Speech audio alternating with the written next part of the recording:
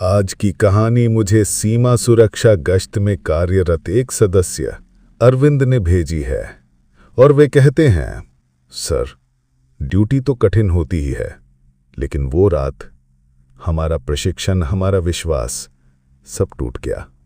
हम 4 लोग थे, पर लौटकर केवल 3 ही आए। ये घटना छत्तीसगढ़ के घने जंगलों के पास स्थित एक छोटे सुनसान गांव की है, जहां स्थानीय लोग केवल एक बात कहते हैं, सूर्य ढलने से पहले गांव छोड़ दो, वरना डाइन साथ ले जाएगी। आज आप सुनने जा रहे हैं वो रात जब सीमा गश्ती दल को उस गांव में आपातकालीन जांच करनी पड़ी और जो उन्होंने वहां देखा उसे मनुष्य देख ही नहीं सकता। अरविंद और उनकी टीम, रघु, समीर और कांस्टेबल विवेक को एक रिपोर्ट मिली। गांव के आसपास बिना पैरों के पदचिन्ह और पेड़ों पर उलझे हुए कपड़े मिले थे। स्थानीय लोग भय के कारण जंगल के रास्तों पर चलना बंद कर चुके थे। किसी ने कहा, रात को एक स्त्री दिखाई देती है, बाल जमीन पर घिसटते हुए, और आवाज आती है जैसे कोई उल्टा हंस रहा हो।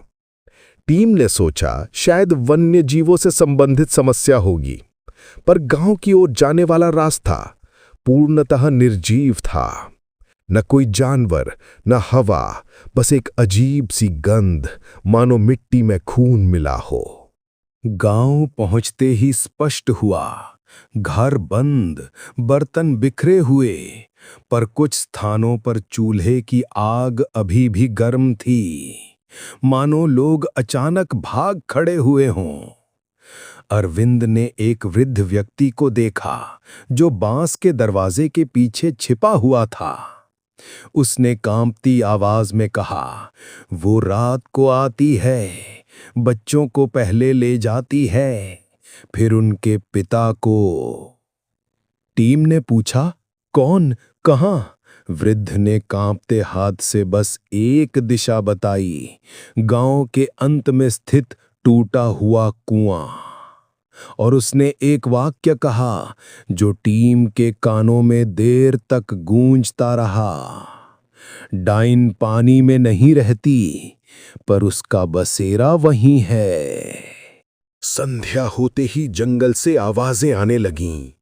टीम ने टॉर्चें जलाईं और रघु ने कहा, सुनो, यहां देखो। जमीन पर उल्टे पद चिन्ह, अंगुलियां पीछे, एड़ियां आगे। समीर ने घबराई हंसी में कहा, मानव पद चिन्ह ऐसे नहीं होते। अचानक आवाज आई, टक टक टक, मानो लंबे बाल जमीन पर घिसट रहे हों। टॉर्च की रोशनी एक दिशा में डाली गई और उन्होंने देखा एक स्त्री, सफेद साड़ी, बाल इतने लंबे कि मिट्टी में गहरी लकीरें बन रही थीं। लेकिन सबसे भयावह बात, वो उल्टे पैरों से चल रही थी। विवेक चिल्लाया, पहचान बताओ, रुको। स्त्री रुक गई और धीरे से अपना चेहरा उठाया। आंखें काली, पुतलियां नहीं, मुंह सीधा नहीं, कानों तक फटा हुआ। फिर वो भागी नहीं, वो हवा में उठने लगी। रघु भय से पीछे हट गया और उसकी टॉर्च झिलमिलाने लगी। स्त्री ने पलट कर देखा और आवाज आई, उल्टा हंसना, गूंज जैसा। विवेक ने ट्रिगर दबाया, पर बंदूक जैम हो गई। अरविंद चिल्लाए, पीछे हटो, अभी पीछे हटो। पर जैसे ही टीम पीछे हटी, उन्हें एहसास हुआ रघु गायब था। टीम ने जंगल में तलाश की और अंततः रघु मिला। पेड़ की ऊंचाई पर लटका हुआ, लेकिन उसके पैर नीचे की ओर नहीं थे। सिर नीचे, पैर ऊपर, मानो किसी ने उसे उल्टा चिपका दिया हो। उसकी आंखें खुली थीं, पर वो जीवित नहीं था।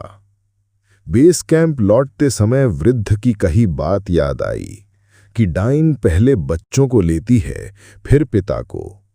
बाद में अरविंद को जानकारी मिली, रघु का बेटा 2 महीने पहले बिना किसी कारण के मर गया था।